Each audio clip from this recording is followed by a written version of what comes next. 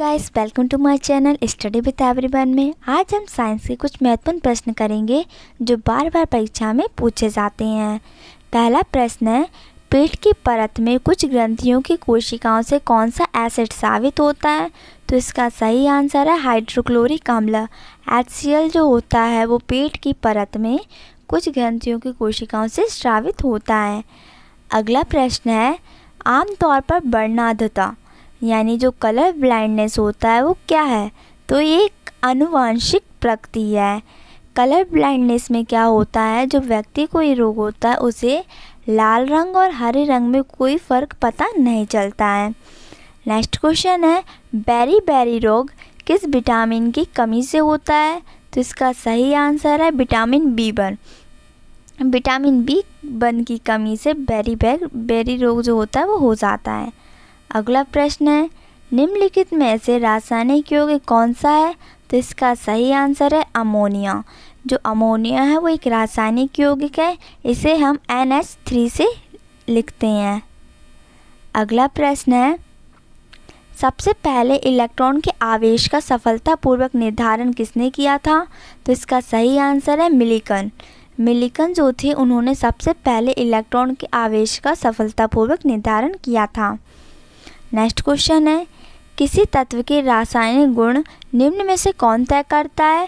तो इसका सही आंसर है इलेक्ट्रॉन की संख्या। इलेक्ट्रॉन की संख्या उसमें किसी तत्व में उपस्थित रासायनिक गुण को तय करती हैं। अगला प्रश्न है, निम्नलिखित में से कौन एक परमाणु का भाग नहीं है? तो इसका सही आंसर है फोटोन। जो फोटोन होते हैं वो परमाणु का भाग नहीं होते हैं, क्योंकि इलेक्ट्रॉन तो जो नाभिक होता है उसके चारों चक्कर लगाते हैं, लेकिन जो प्रोटॉन और न्यूट्रॉन जो दोनों ये होते हैं वो नाभिक में पाए जाते हैं। प्रोटॉन के ऊपर जो होता है वो पॉजिटिव चार्ज होता है, आवेश होता है, और इलेक्ट्रॉन के ऊपर ऋणात्मक आवेश होता है। न्यूट्रॉन के ऊपर तो आवेश होता ही नहीं है। अगला प्रश्न है, रेडियो सक्रियता की परिघटना की खोज किसने की थी? तो इसका सही आंसर है हेनरी बेकलर।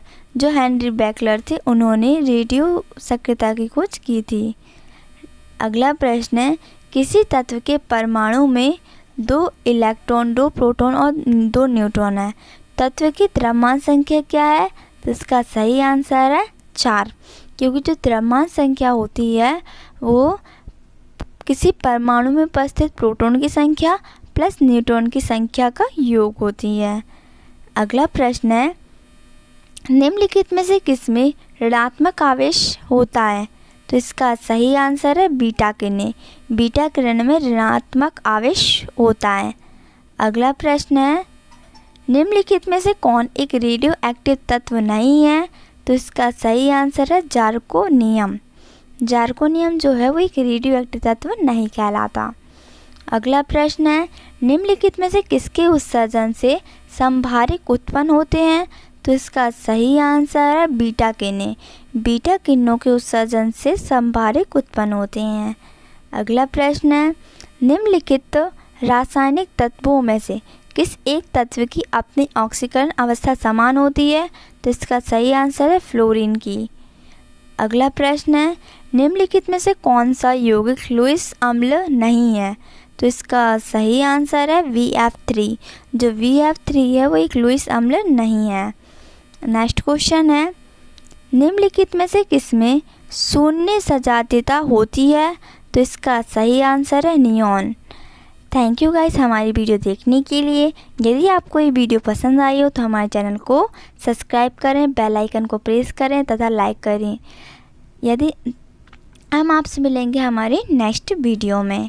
Thank you guys.